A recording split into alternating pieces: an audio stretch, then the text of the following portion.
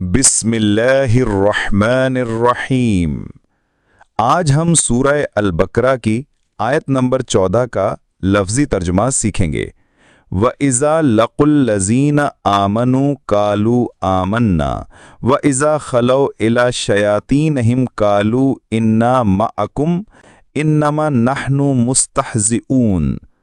लफ्ज़ी तर्जुमा। व इज़ा का मानी है और जब, शर्तिया लफ्ज़ किसी हालत या वक्त को जाहिर करता है। लक़ू का मानी है वो मिलते हैं, असल लक़िया मुलाकात करना। अल्लज़ीना का मानी है वो लोग जो। आमनू का मानी है ईमान लाए। कालू का मानी है उन्होंने कहा। आमन्ना का मानी है हम ईमान ले आए। व इज़ा का मानी है और जब। खलो का मानी है वो अलग होते हैं या अकेले होते हैं। इला का मानी है की तरफ। शयातीनहिम का मानी है अपने शैतानों के पास। यहाँ शैतान से मुराद बुरे मशीर, मुनाफिकत के सरदार या शैतानी मिजाज वाले लोग हैं। कालू का मानी है वो कहते हैं। इन्ना का मानी है बेशक हम।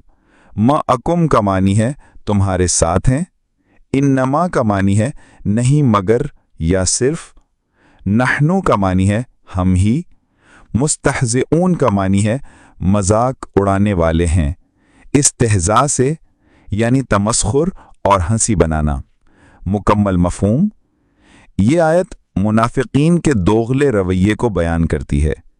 जब वो ईमान वालों के सामने आते हैं तो कहते हैं हम ईमान ले आए हैं, लेकिन जब अपने शैतानी साथियों के पास अकेले होते हैं तो कहते हैं हम तो तुम्हारे साथ हैं, हम तो सिर्फ इनका यानी मोमिनीन का मजाक उड़ा रहे थे।